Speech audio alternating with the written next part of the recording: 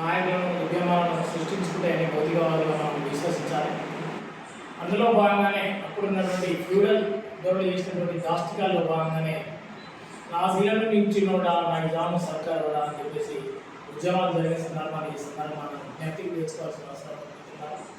వాస్తవానికి నాజీ ఎట్లా హింస పెట్టిండు అని చెప్పేసి హిట్లర్ పిట్యూటరీ గ్లాండ్ అని మనిషికి ఒక గ్లాండ్ ఉంటుంది. అదే మనిషిని సమతా స్థితిలో కొనసాగడం చేస్తుంది.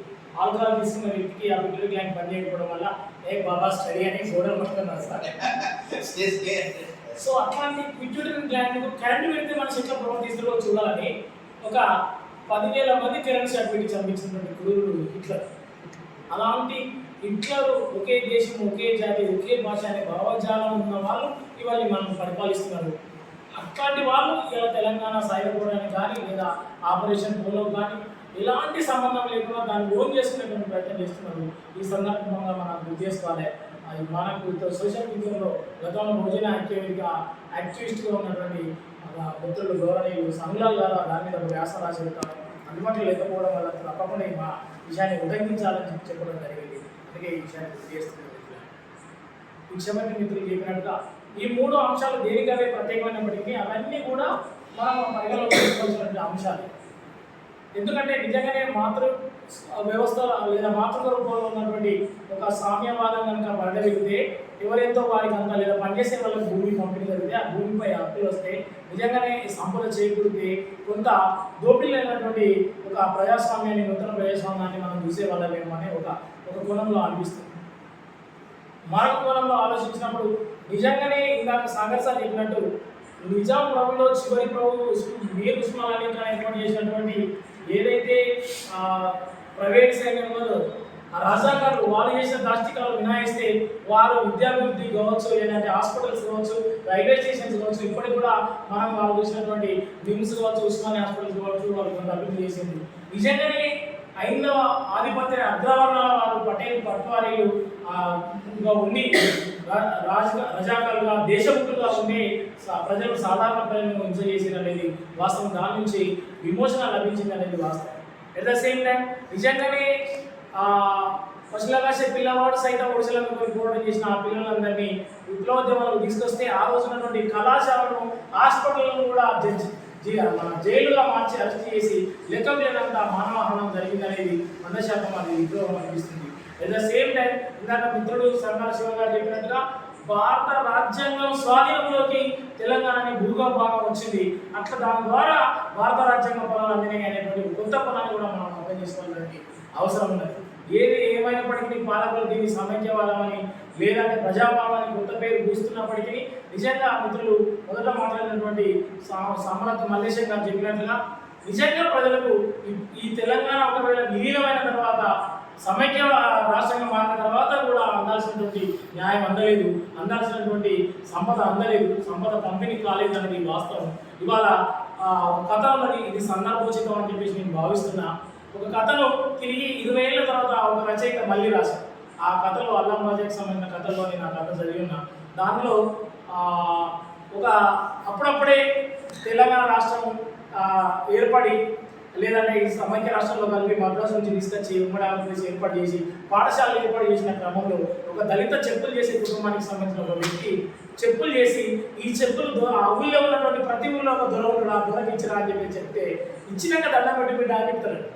అదే ఆయనకు డబ్బులు ఇస్తలేడు, మీదికెళ్ళి మమ్మల్ని దండం పెట్టమన్నాను, మా నాన్న ఉచితంగానే ఆయనకు చెప్పులు చేసిస్తానని అప్పుడప్పుడే చదువుకొని ప్రశ్నించి అప్పుడప్పుడే న్యూస్ పేపర్ చూడగలిగి అప్పుడే ఊళ్ళో ఒక గ్రామ పంచాయతీ పెద్ద రేడియో ఉంటే ఆ రేడియో వార్తలు వినగలిగి ఒక పిల్లవాడు మొదలుపడేటువంటి సందర్భాన్ని మనం ఈ సందర్భంగా గుర్తు చేసుకోవాలి. చాలా మందికి తెలియదు, నేను ఈ సందర్భంగా గుర్తు చేస్తున్నా. మా కాలేజీలో ఒక ప్రపంచ సంఘం అంటే వాళ్ళందరూ ఇచ్చిన సార్లు ఎక్కువ చూసిన మీటింగ్లకు పోతారు.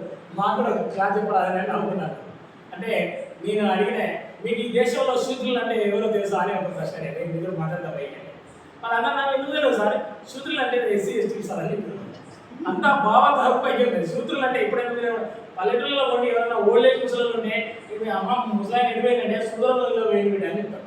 అంటే శూద్రులు అంటే ఎవరో నిరక్షరాస్యులైన గ్రామీణ ప్రాంతంలో ప్రజలు వేసింది. కానీ నిజంగా వాళ్ళ తాత ముత్తాతలు గడిలలో ఉచితంగా కళ్ళు ఉండబోయి వాళ్ళ తల్లులు వాళ్ళ లేదా బాపమ్మలు నానమ్మలు బట్ట లేకుండా బతుకమ్మలాడినటువంటి చరిత్ర వాళ్ళకి తెలియకుండా జాగ్రత్త పడ్డ పాలకులు అలాంటి సిలబస్ లేకుండా చేసి వాళ్ళు స్వయంగా అధ్యయనం చేసేటువంటి పరిస్థితి ఎదుగుతున్నారు. దాంట్లో భాగంగా ఆ కథలో ఉన్నటువంటి కథానాయకుడు చెప్పులు తీసుకొని వెళ్ళి చెప్పులు పెట్టి ఆ చెప్పుల గమ్మత్తైన విషయం అంటే ఈ తెలంగాణ ప్రాంతంలోనే ఎట్లయితే రెడ్డిలు విలమదొరల గడిలకు ధ్వంసం చేయడంలో బాగా ఏమైనా మనం ఒక విమర్శకుడు ఒక వ్యాసకర్త విమర్శించడు అట్లనే నిజంగా కూడా మొదటి విద్యారంగంలో ఉన్న వాళ్ళు కూడా ఈ ప్రాంతంలో విలమదొరలతో రెడ్డిలే మనం గమనించాం. అట్లా చాలా మంది రెడ్డిలు ఉపాధ్యాయులు ఉన్నారు. ఆ రోజుల్లో 7 జగలు నాకైతే చల్లా ముకుందరెడ్డి అని చెప్పేసి నిజంగా మాది పెద్ద కుటుంబం పలక కొనుక్కోలేని పరిస్థితిలో ఉన్నప్పుడు మాకు పలక కొనిచ్చిందని నాకు నేను 2వ తరగతిలోనే 10 ఎకరాలు చెప్తే పలక కొనిచ్చిందని మా అక్క చాలాసార్లు చెప్పింది, మా అన్నయ్య అందరూ చెప్పింది. సో అట్లా అరే బిడ్డను అక్కడ ఇంకొక రెడ్డి ఉపాధ్యాయుడు చెప్పుకుంటే ఆ ద్వారా అరే నువ్వు బాగా చదువుతున్నావు అట్లా క్లాస్లో ఫస్ట్ అట కదా బిడ్డ అవి ఆ చెప్పులు అని చెప్పేసి అలాగే ఈ చెప్పుల దగ్గర పెట్టి మా నాన్న చెప్పింది కదా 10 సార్లు అనుకుని నమస్తే పెట్టి కాళ్ళకు మాట్లాడుతున్నా అని చెప్పేసి వచ్చిన సందర్భం. ఆ తర్వాత కాలక్రమేణ చదువుకొని వాళ్ళ నాన్న చెప్పులు చేసే దుకాణం మాయమైపోవడం, ఇలా చదువుకొని ఒక కాలేజీలో ప్రొఫెసర్ కావడం, కొంతకాలం తర్వాత ఆయన ఆ ఊళ్ళలో ఈ తెలంగాణ సాయుధ పోరాటం వచ్చి తన భూముల్లో ఎర్రజెండాలు పడితే ఆ భూములను వదిలేసి వచ్చి పట్టణానికి వచ్చి ఒక ఫుట్వేర్ పెట్టుకొని ఆయన చెప్పులు అమ్మేటువంటి పరిస్థితిలో ఆ కథను ముగిస్తారు మిత్రులారా. ఒక 20 ఏళ్ళ కింద కథను కానీ తిరిగి మళ్ళీ కథను తను ఎట్లా పొడిగిస్తాడు ఇప్పుడున్నటువంటి పరిస్థితుల్లో అంటే ఆ చెప్పుల షాప్ పెట్టుకున్నటువంటి యజమాని తర్వాత రాజకీయ నాయకుడిగా పరిణామం చెందితే ఎవరైతే ఈ చదువుకున్నటువంటి వ్యక్తి ఎంఆర్ఓ చేరాయి ఆ తర్వాత ప్రమోషన్లు వస్తూ కలెక్టర్గా మారుతాడు. కలెక్టర్గా మారిన అతను వేదిక మీద కూర్చొని ఆ మీటింగ్ కండక్ట్ చేసే క్రమంలో ఎవరైతే ఫుట్వేర్ కూర్చొని వాళ్ళ ఊరు ద్వారా బయలుదేరిన రాజకీయ నాయకులు పరిణామం చెంది 5వ తరగతి ఆ ధర ఆ మంత్రిగా వచ్చి అరే రాజుగా ఈ కుర్చీలని బాగాలేవు ఆ కలెక్టర్ నిలబడి నా కుర్చీలు బాధించండి అక్కడ కూడా తన దొరకాలని ప్రదర్శించినటువంటి సందర్భాన్ని మనం అర్థం చేసుకోవాలి.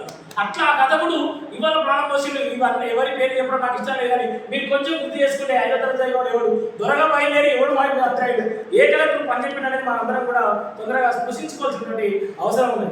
ఏదేమైనప్పటికీ అది విలీనము విద్రోహము విమోచనం అని తెలియజేస్తే అట్ ద సేమ్ టైం భారత రాజ్యాంగంలో కలవడం ద్వారా నిజంగా మాకున్నటువంటి గుడిసెలో ఆ 32 సార్లు పెళ్లి కొట్టుకుంటా సైకిల్ పెళ్లి కొట్టుకుంటా మాకు పరిగెట్టలేము అని మేము భావిస్తున్నాం.